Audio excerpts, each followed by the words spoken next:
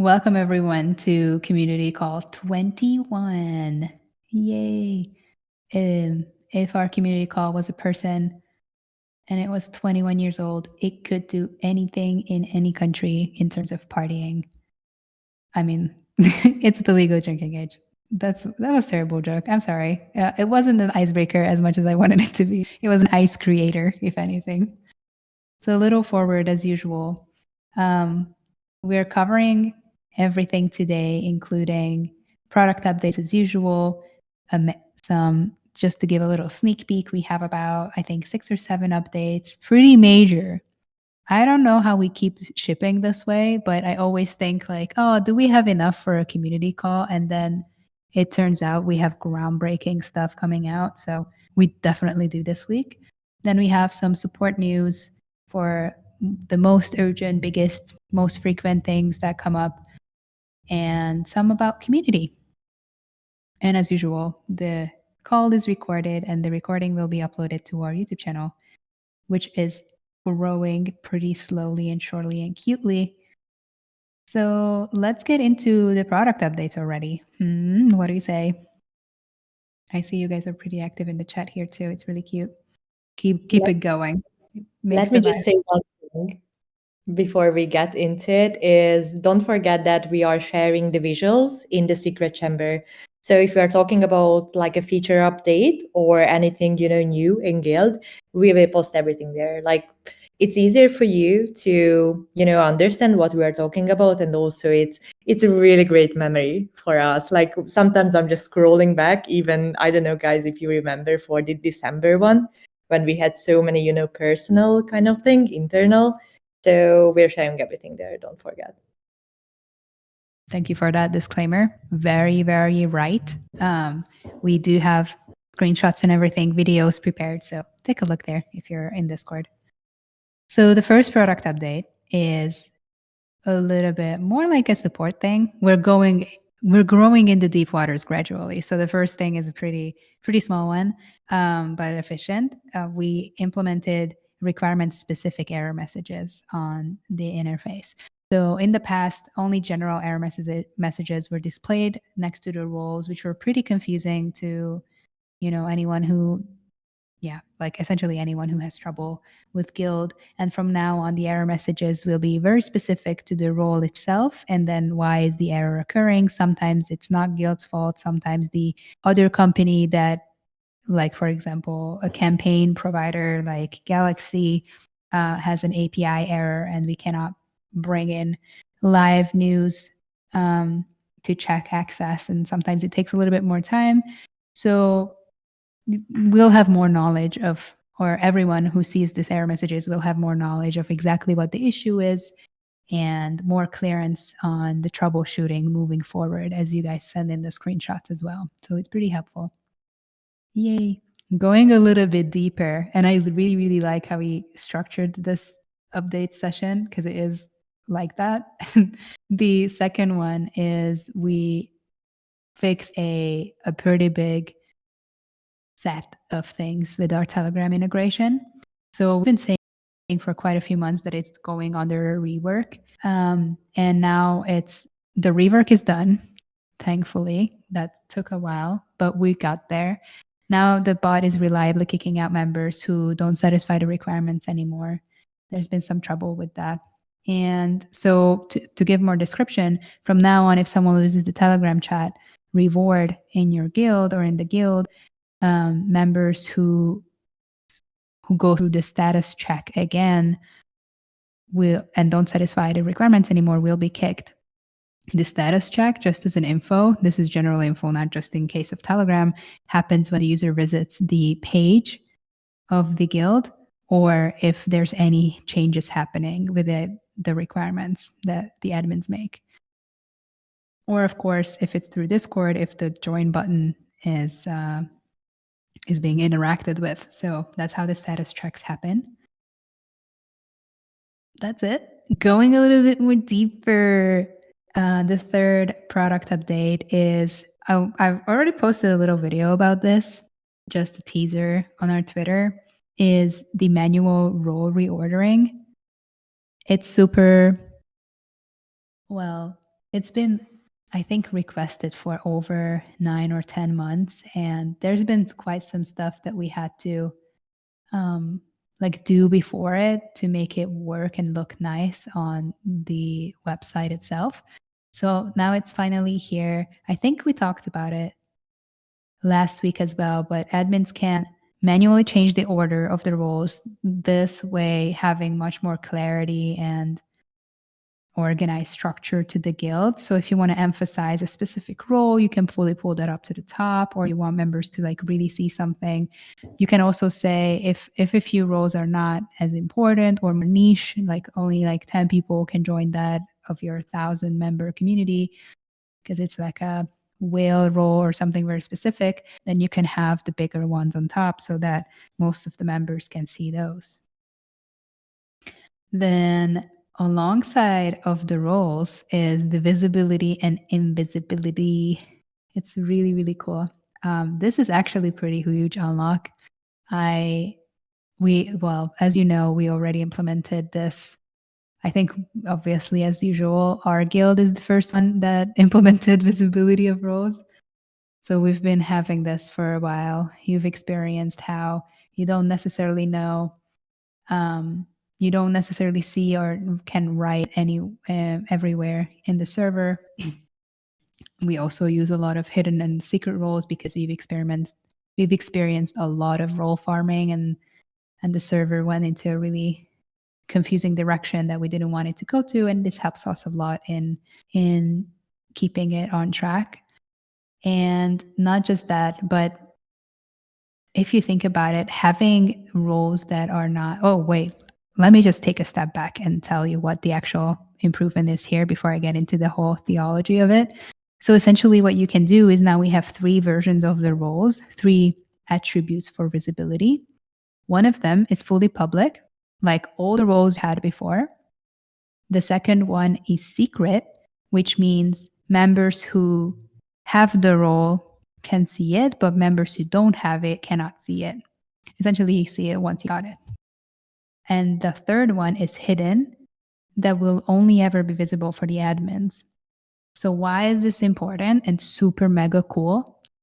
Is you can actually create much better themes and groups for segmenting a community and putting labels on, well, people based on their interests, assets, what they hold in their wallet, what they have been through on the internet. And that is only visible to you as an admin, which is incredibly useful to know who's interested in what type of events can you host for them, what type of conversations you should encourage to have, what type of different engagements you can have, what type of help you can ask from them or help them with something. It's really, really useful.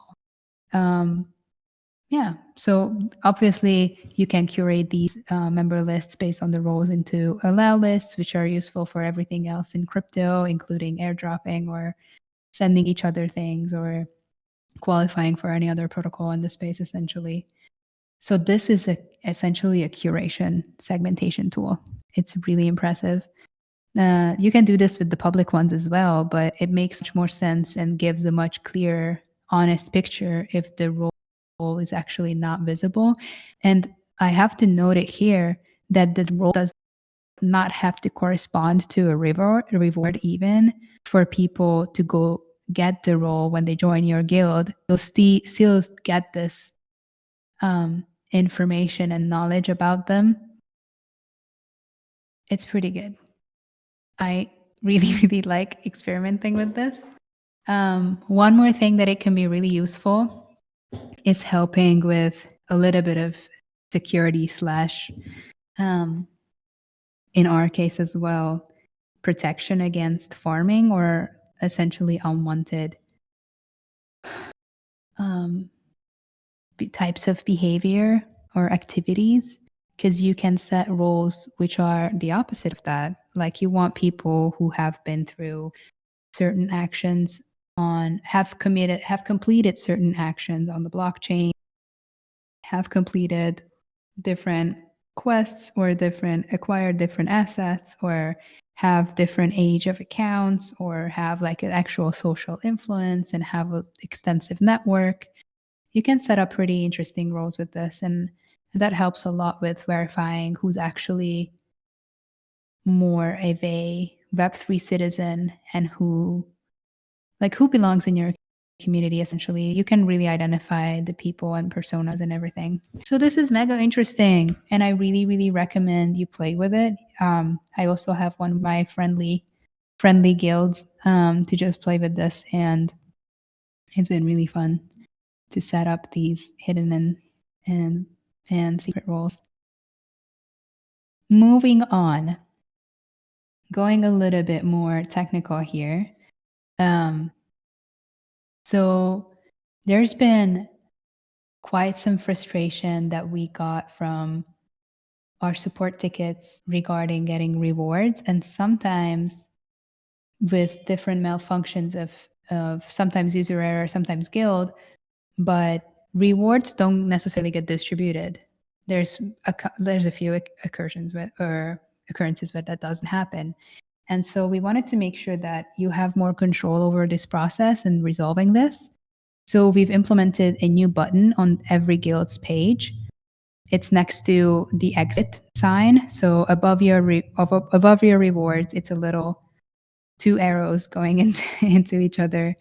And this button forces our system to redistribute all the rewards across the platform that you should have received but didn't.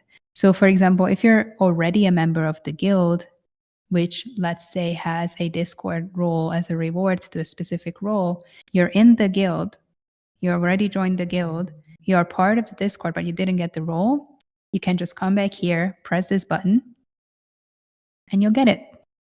It's amazing. It has a 1-minute cooldown. It also works only on separate guilds. So let's say if you are in 10 different ones and you see maybe in 5 of them you don't have a role that you should, you have to go to all those 5 guilds and press this button yourself. But just a little note here is this puts a pretty big load as a request on our infrastructure and our system. So if it doesn't work with the first couple of clicks, please, please, please contact support instead of pressing it 15 more times, because then it won't solve the problem and we will unnecessarily load our system. So that's a little request that we have with this one. Otherwise, it will solve. It will give back a lot of power to you to check if everything's okay, everything's at the right place. Maybe you don't have the reward because of some other thing with your admin, and that should be discussed with the guild owner or the guild admin. But in this case, and some cases where guild doesn't distribute the roles according to the preset statements, this is a very useful little button. And now we came and arrived at the juiciest of juicy upgrades. Actually, we just shipped this yesterday. So I know it's already in the UI as well. So it really gives me last year vibes where we just put something out and I barely can keep up with what to communicate and where and how and when, because there's just so many incredibly exciting things.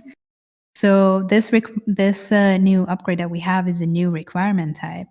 With this, now we count 8 different basic or general guild requirements that we have, that, as many of you know, as you're actively using the tool, include having an NFT, having a token, having be a part of an allow list, payments, specific contract queries for stake tokens and the like, CAPTCHA embedded, guild roles, and now the 8th thing is wallet activity.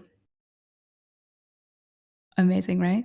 This has also been requested for quite a while, and we've been so excited to ship this, and we wanted to for such a long time because it's an amazing feature and so necessary. It almost feels like it was in the tool for the longest time, but it wasn't. So what this just means is you can really check different things about wallet activity. So it helps you gauge how deeply a person is in the space, how actively are they trading or acquiring assets, or how long have they been a part of the Web3 ecosystem, how deeply are they members of, or like Web3 citizens, let's say. So you can check with requirements set up this way is the age of the wallet, which can be absolute, which means like since a given date. Like let's say you have this wallet from 2020 January, and it can be relative, which just means you have a wallet that's at least a year old. Second is deployed contracts. I think that speaks for itself. How many contracts have this wallet deployed? This can also be set to a certain amount. The third one is transaction count. How many transactions have this wallet made? You can be very, very specific. So this is just to give an example. You can use this. How many times have this wallet, so the requirement is have this person who's trying to join the community sent 3 separate times funds to the community treasury.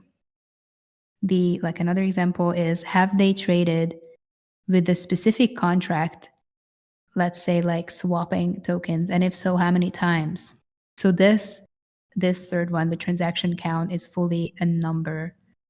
Like you want to have the number as the answer here. It's a numerical, it's like a quantitative, if you like that word. I really like that word as a science person. It's a really quantitative attribute or requirement.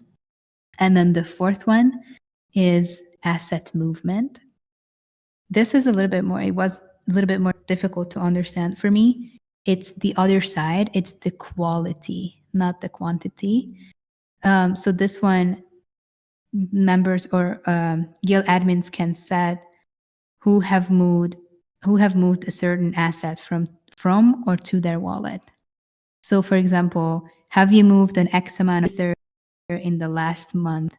That's the requirement. Or if you've ever owned a Bored Ape or a Nouns NFT between 2020 and 2022 and it left your wallet, you can still join like the Bored Ape Club.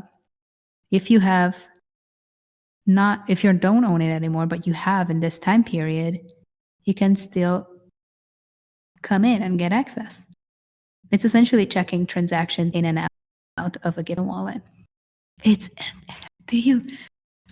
I'm so shook by this one. It's very specific, and I think it's very you need to have some understanding of the technicalities of the space. But if you think about this one, it essentially gives a very solid base of, let's say you're a protocol let's say you're a bridge protocol. You bridge assets between 2 or more chains with your own solution, and you have a community, and you want to say, I only want people in my community to be able to join this focused conversation who have transacted at least this amount or have deployed a contract and they're developers, or at least they have a wallet that's more than 5 years old.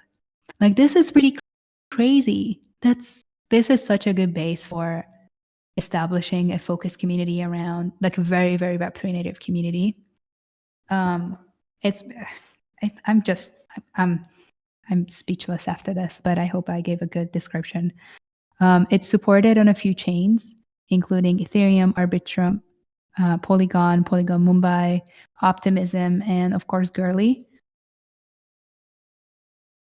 Sorry, I had to sip a sip of water. We'll add more chains soon as well, as we always do. These are the starter ones. If you have any requests regarding this one, please leave it in the chat and we'll take note of it. But it's just so cool.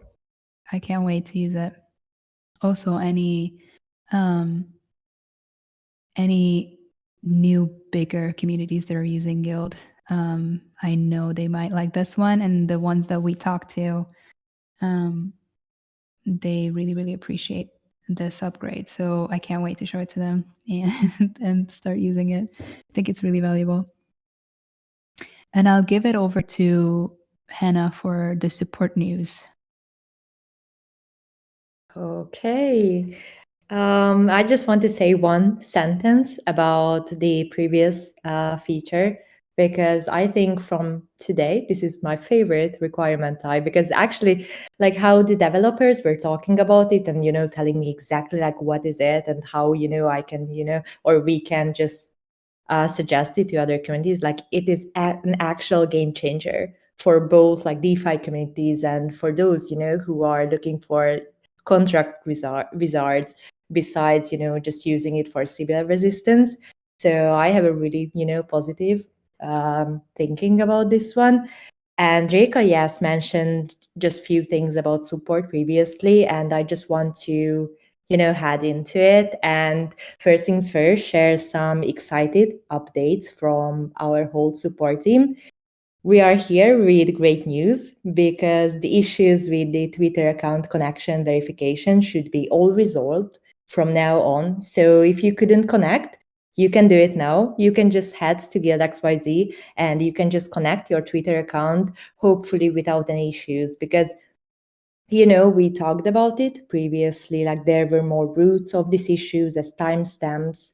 We shared more details on the previous community call we had 2 weeks ago.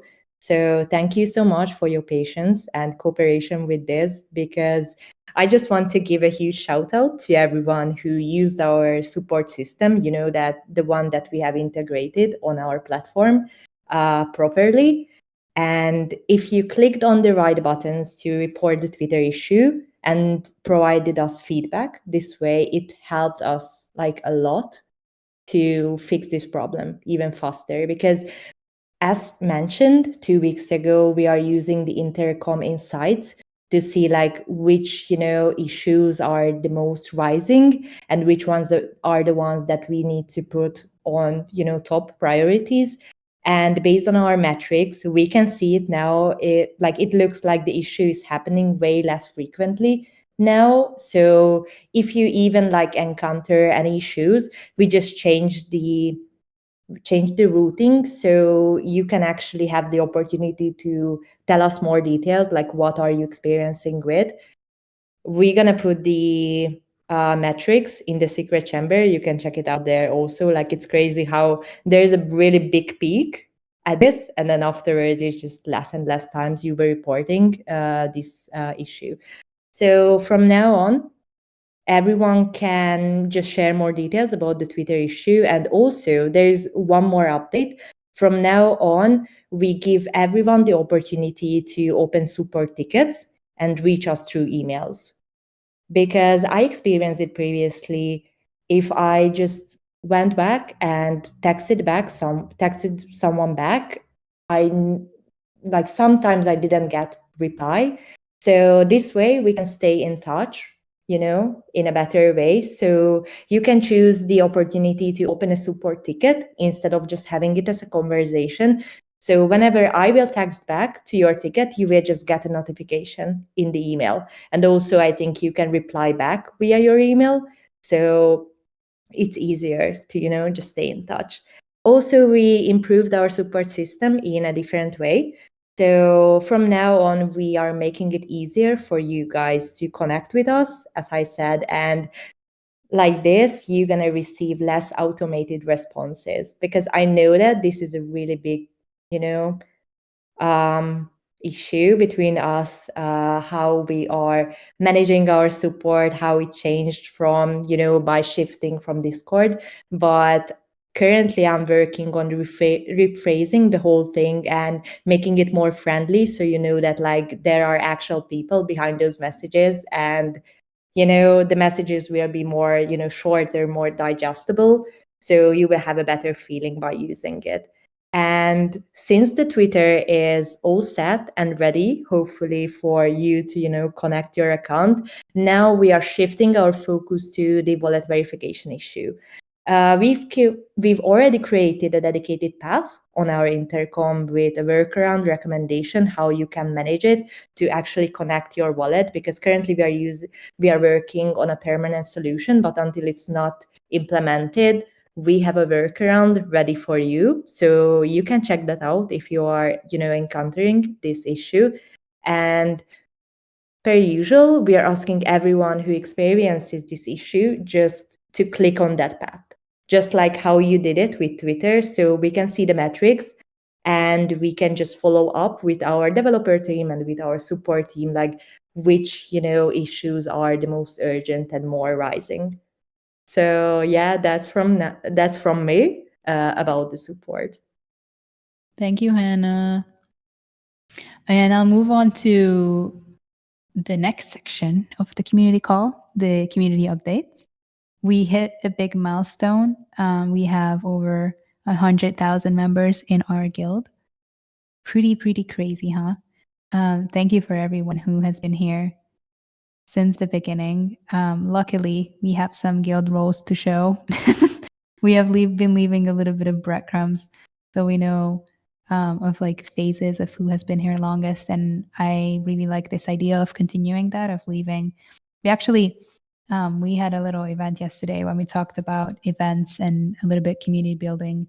And we talked about it with a guest, and who's the community manager of Wonderverse, if you know that project. And we talked about like just leaving these tiny little badges and claimables and free little freebies or not freebies for your future self as breadcrumbs to like look back and have some form of sense of who's been in your community longer and what they've supported you with or attended or contributed with. It's pretty amazing. I think we've only we had our guild since the beginning, but we haven't distributed enough little things, and we do a pretty good job with the POAPs, but mostly on the community calls.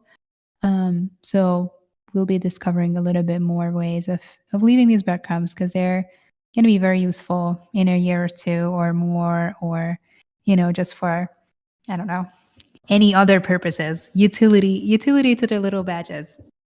I fully support that. And to just give a shout out to new communities on Guild, as always. Polygon itself, the official Polygon, has joined the Guild of Guilds this week. We're really excited to have them as one of the most reputable protocols finally joining Guild. They have a pretty cute setup already mostly for growth. Really excited to help them on their journey to have the best community possible. So shout out to Polygon.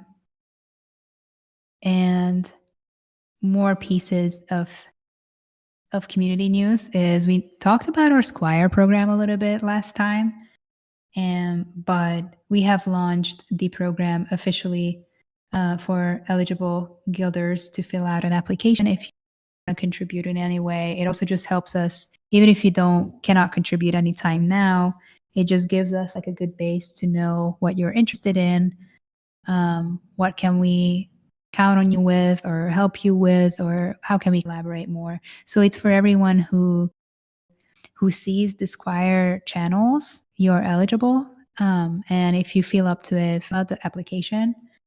It has like no strings attached whatsoever. It's almost like a temperature check rather. And if there's something that makes sense instantly, we'll obviously reach out and start a conversation around it and a relationship and everything. So if you're interested, fill that out. Shout out to our first Squire, Puppy, who have been helping us with some support and some Discord and the small internal projects for a while. Pretty cute. It's getting cozy here, how we like it. So looking forward to seeing more of your applications to know what you guys are like. And then next little piece of news from community is we have new types of long format contents on Reddit. So essentially what you can expect is we have most of our events here on Discord.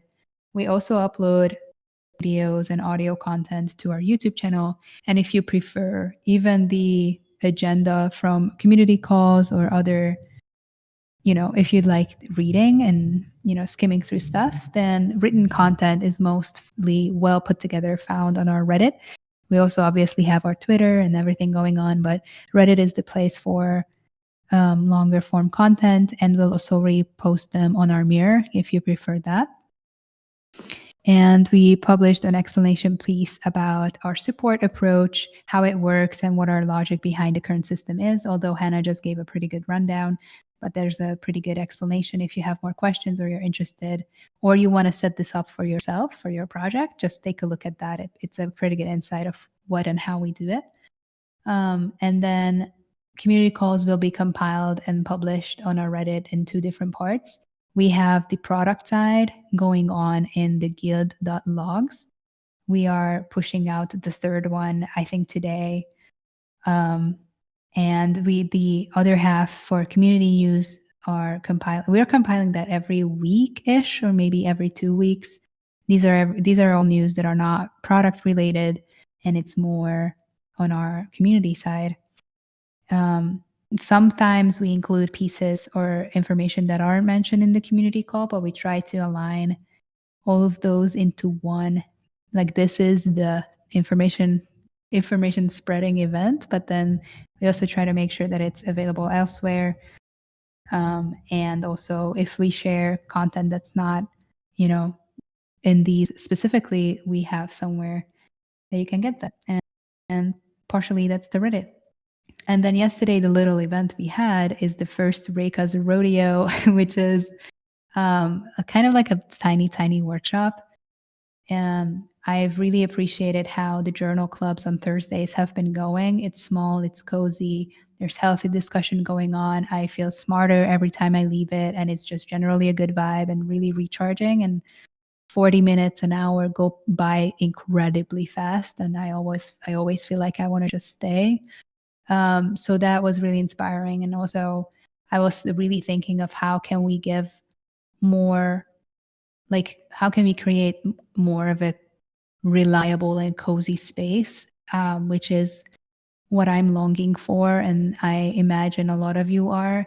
And the conclusion that I came to is, if we establish tiny little hubs based on interest and small versions of networks around certain topics or shared interests or friendships, and we have constant recurrence of those. And if I could, I would host in-person events and just fly everyone out and like have, like a few day events just everywhere all over the world. That's not really possible right now.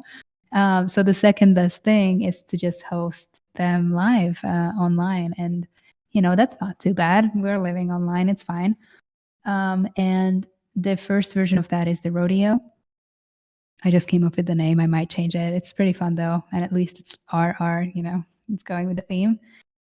It's around essentially non-technical things, how life is on the non-tech side in Web3. I'll bring a topic every week, and then you can decide if you like it or not, if you want to participate or not.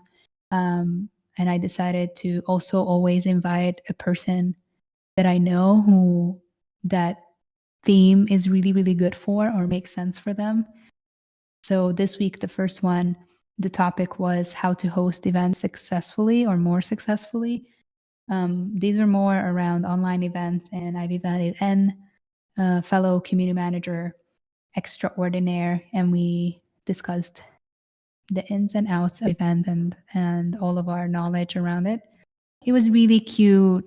I wanted to have it for 30 minutes, but it was just so good that I couldn't stop, and we went on for 40 minutes. It was 45. I don't know. It was really cute. So I encourage you, even, if not in our server, but I encourage you to, especially if you're feeling a little down or overwhelmed, to seek out little cozy corners of the internet that you really enjoy participating in, and give you back your passion and a little bit of a good time, even if it's only for half an hour a week. Because these will really, really accumulate over time. And if you can, and if you're passionate about anything, make sure to try to spread that passion over to other people because it's worth it. It's so good. So that's my little closing message. The little goodies, the little pull-ups that we always have will be in the secret chamber as usual.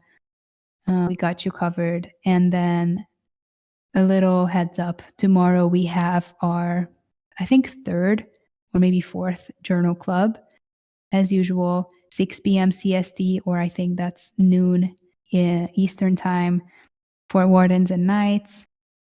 And you're more than welcome to join.